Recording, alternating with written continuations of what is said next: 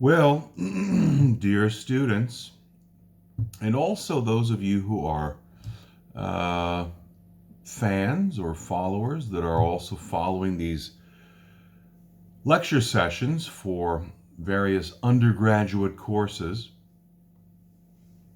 I thank you also. And it's a great testament to undergraduate students that learning's fun. Now, seriously, that believe it or not, there are some people that want to learn and don't just do it because they have to. So I thank you for that sincerely to everyone.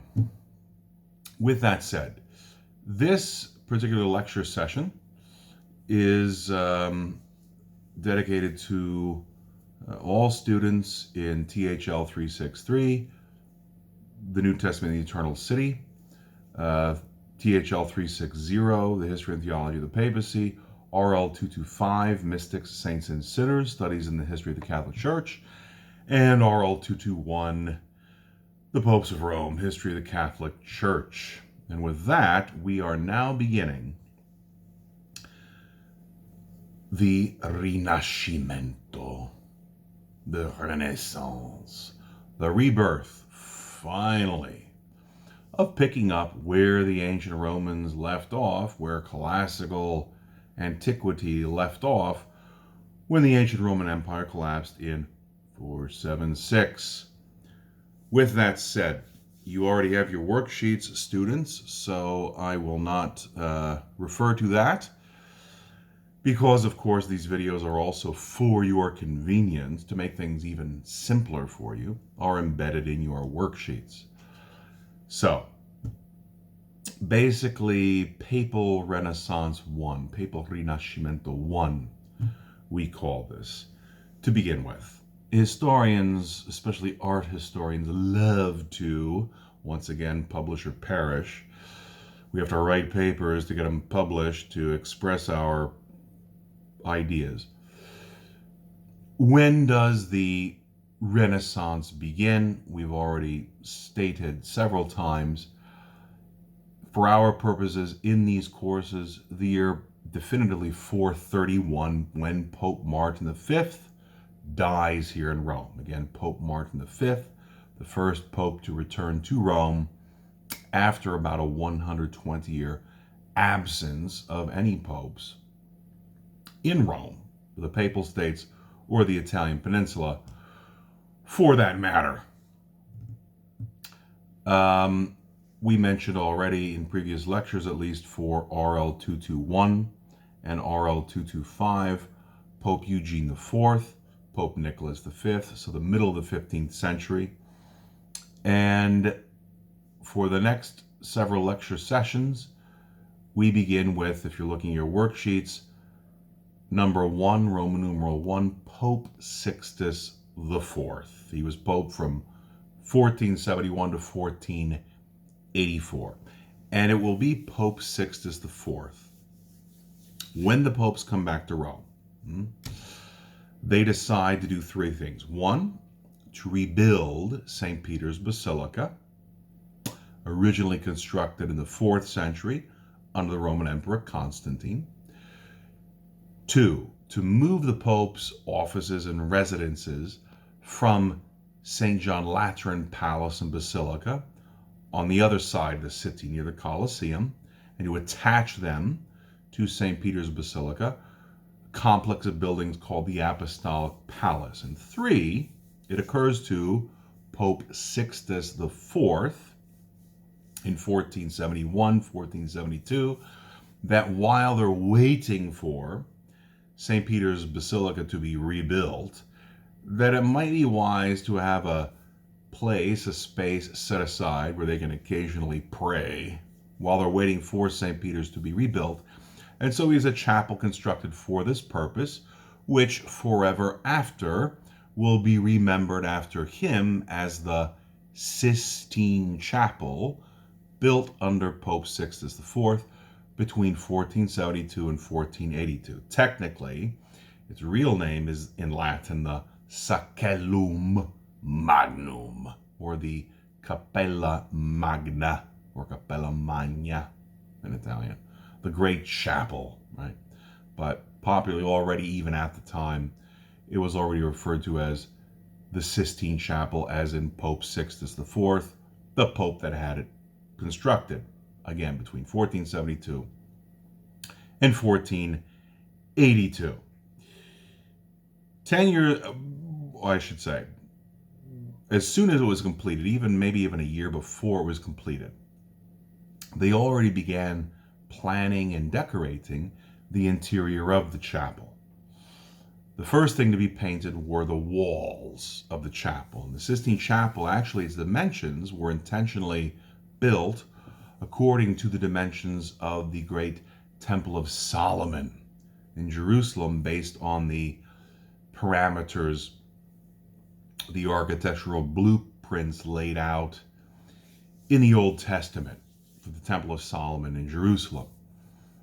In any event, once it was built, the first thing they decided to decorate, as I said, were the walls.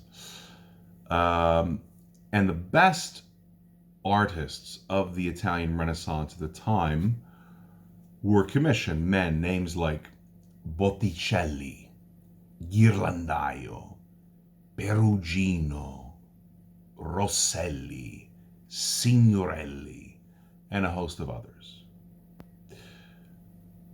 As you look towards the altar, above which is the famous Last Judgment scene of Michelangelo, which we're going to come to in a later lecture session, on the left side of the wall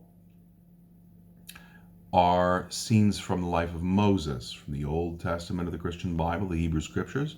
On the right side of the wall are panels depicting scenes from the life of Jesus Christ from the New Testament of the Christian Bible. And that's as much detail as we in these courses, we're going to go into on those walls. Suffice to say that, going back to another point I just mentioned previously, historians like to argue about where the Renaissance began. Was it in Florence? Was it in Perugia? Was it in Venice, Venezia? Was it even in the Netherlands? Doesn't matter, because none of it would have been possible were it not for the Papal Renaissance here in Rome. Why?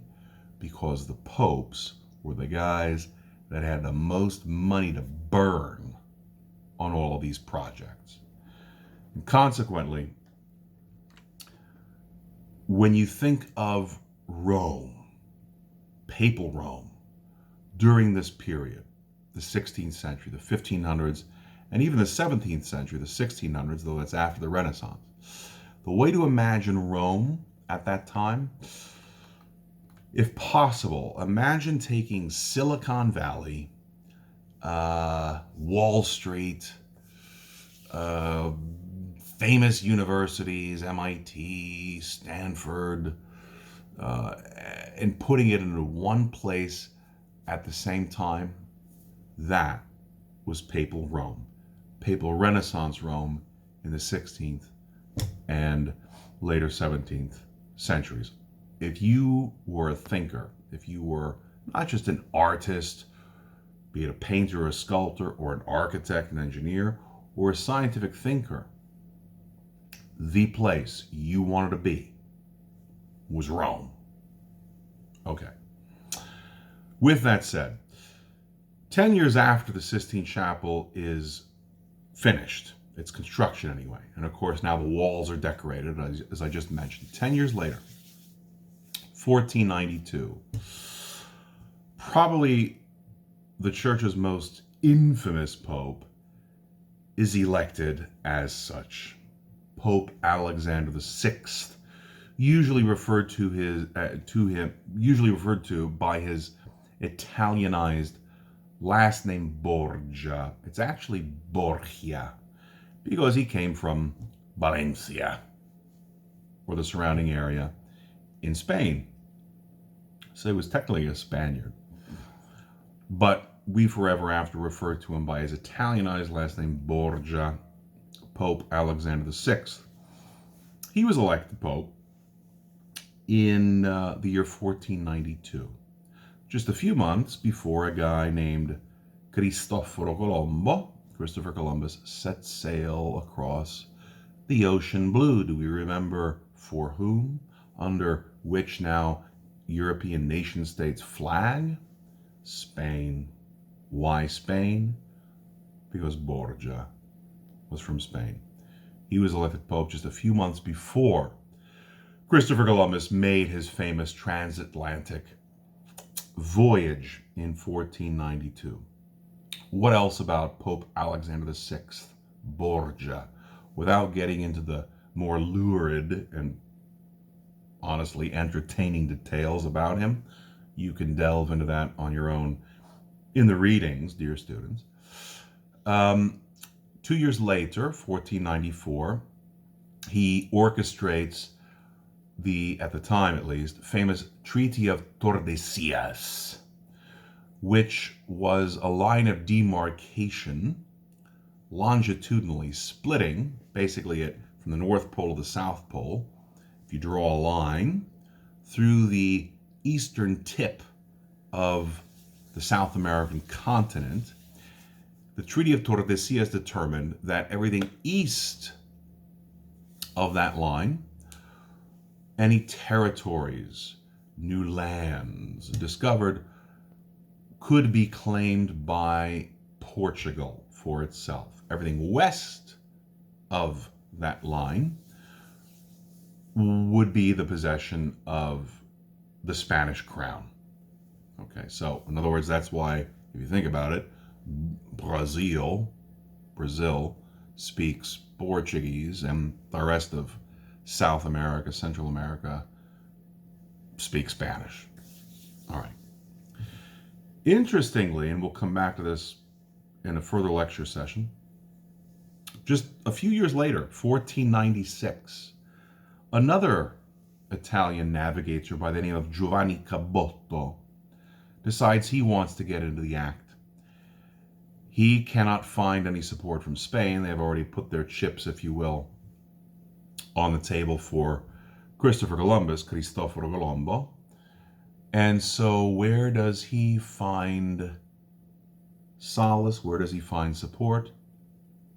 England, the King of England, which is why this other Italian, lesser known perhaps, Italian navigator, Giovanni Caboto, is usually referred to by the English translation of his name, John Cabot, who between 1496 and 1497 set sail by a northern latitude, much above Christopher Columbus's original trajectory, and winds up claiming what becomes English-speaking North America, Canada, the eastern coast of Canada, all the way down to Maine, the northeasternmost state in the United States of America. Lastly, regarding Pope Alexander VI, and leading us into now what we're going to look at visually regarding this period and the masterpieces created by guys like Michelangelo, Raffaello. A Dominican priest by the name of Girolamo Savonarola, Jerome Savonarola, Dominican priest in Florence, who would wind up being burned at the stake. It's our kind of the Pope's go-to position, if you've not picked up on that by now, in 1498, right in the middle of Piazza della Signoria in Florence. So where they have all of those sculptures that are facsimiles of the original sculptures that are contained in other museums in the city of Florence. Piazza della Signoria. Father, Fra Jerome Savonarola, is burned at the stake under orders of the same Pope, Alexander VI, Borgia. Why? Because he was famously preaching against corruption. Imagine that. Corruption, not only in society at large, in the church, but personally in Pope Alexander VI himself. In other words, the idea to keep in mind here, we talked about already John Wycliffe, Jan Hus, the so-called proto-reformers. We are continuing to get dangerously close to a point of no return regarding what, in this same period, the Renaissance will wind up becoming the so-called Protestant Reformation, because original voices crying out in the wilderness were apparently not heeded, like Father Jerome Savonarola. Finally, Pope Alexander VI dies in 1503, most likely having been poisoned to death. He went out to dinner with his nipote, his son, Cesare, and they immediately the day after fell down very ill, kind of like a bad flu, after a dinner party at the house of a friend. He was poisoned, he was whacked. So Pope Alexander VI dies in 1503. There's another pope who's elected, Pope Pius III. Technically, he was only pope for 24 days, 26 days or so. He died of a very bad leg ulcer as well. In any event,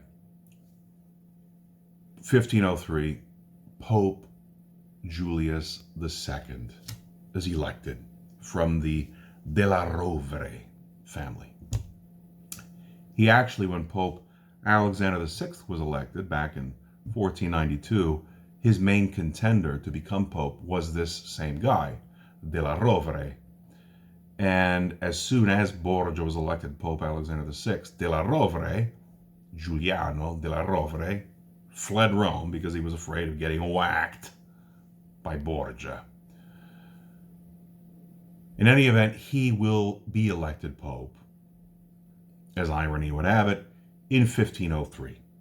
Takes the name, not Giuliano, his real name, but Julius. He'll be the second Pope Julius. And he wasn't really trying to identify himself with the first Pope Julius from the early medieval period.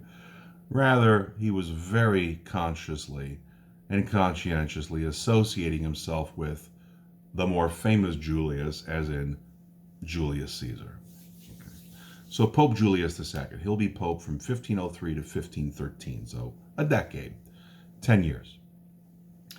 And it will be Pope Julius II that will really launch the Papal Renaissance, including having present in the Apostolic Palace, now the Vatican, for 3 years at the same time, what we refer to as the Trinity of the Italian Renaissance. 3 guys. Leonardo da Vinci, born in 1452, the year before that the city of Constantinople falls to the Ottoman Turks. Leonardo, born in 1452, who winds up dying in 1519 in the south of France. Second guy, Michelangelo Buonarroti, Michelangelo, born in a small town just outside of Florence, but he's basically a Florentine. Born there in 1475, he'll die here in Rome in 1564. He's now buried in the Church of Santa Croce, Holy Cross, back up in Florence. And the third guy, Raffaello de Santis, or the Italianized form Sanzio da Urbino. Urbino was the town on the Adriatic coast of Italy where he was born in the year 1483. And he'll die here in Rome in the year 1520. In fact, this year is the 500th anniversary of Raffaello's death. In any event, these 3 guys, this is referred to, as I said, the Trinity of the Italian Renaissance. They were all contemporaries, they all knew each other, and they were all here, not only in the city of Rome, but within the walls of the Vatican at the same time for 3 years, between 1513 and 1516. Finally, as we move into now what Michelangelo is doing in the Sistine Chapel to begin with, corruption in society at large, in the Roman Catholic Church, and in the Papacy. This is the context in which the Papal Renaissance begins, and from which Michelangelo is working. With that, as you look at your worksheets, we turn now to the first of 3 series of masterpieces we're going to focus on in the next several lecture sessions. The first of which is the ceiling of the Sistine Chapel. In 1508, Pope Julius II commissions Michelangelo to repaint the ceiling of the Sistine Chapel.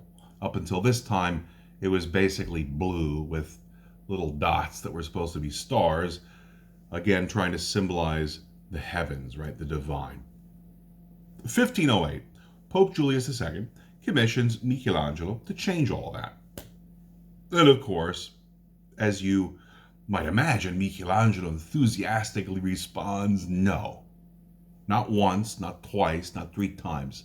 6 times, Michelangelo refused this commission. Why? Michelangelo hated to paint. So he effectively leaves Rome. Pope Julius II sends troops after him, forcibly brings him back here, made him an offer he couldn't refuse. It's kind of an Italian thing. But when Michelangelo finally comes back, they agree that Michelangelo will be able to paint whatever he wants to in the ceiling. It'll be under complete secrecy. Not even the Pope, not even Pope Julius II, which is saying a lot if you know anything about Pope Julius II, will know what he's doing. And what Michelangelo winds up painting when it's finally unveiled 4 years later in the year 1512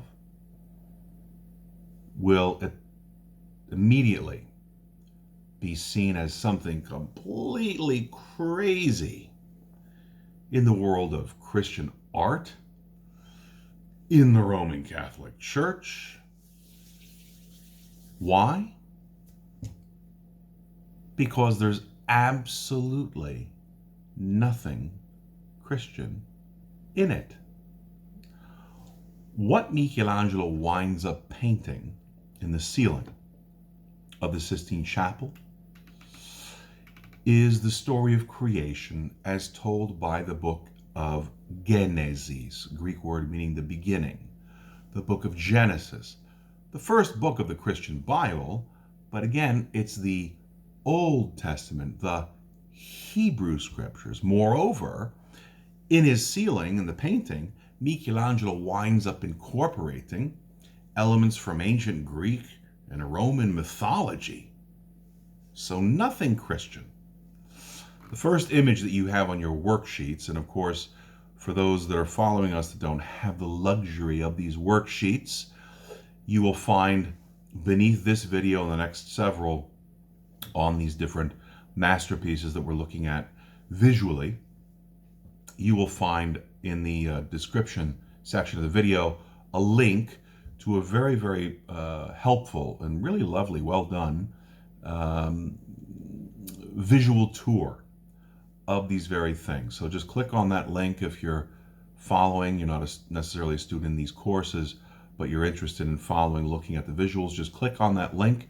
It'll open you up to a very helpful visual tour website that the Vatican Museums here in Rome have produced a few years ago. So do that if you're interested. Okay. So when you walk into the Sistine Chapel through its front doors, so in the back of the chapel, obviously you immediately see above your heads the ceiling. And you'll notice that there are 9 panels along the central axis of the ceiling. And in order to read the panels, you begin at the front of the chapel where the altar is, above which is Michelangelo's famous altar piece, the Last Judgment scene, which we'll come back to later on in another lecture session. And in order to read, to interpret, to read the ceiling, you begin at the front of the altar, the front of the chapel where the altar is, and you work your way backwards regarding these 9 panels along the central axis of the ceiling, which are divided into 3 sections. 3 sections. The first section of which we are coming to now. That is to say, the creation of the cosmos. We've already learned what that term means. The cosmos, the universe, everything.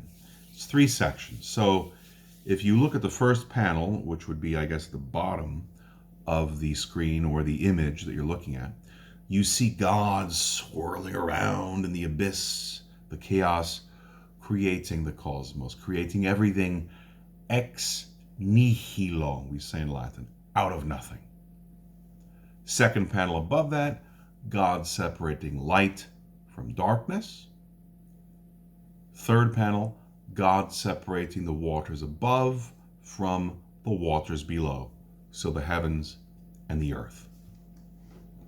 The next 3 panels, Michelangelo intentionally, physically, centrally locates in the entire ceiling, giving these 3 panels the most important placement because of their theme, namely the creation of humanity, which for Michelangelo represents the height of God's creation.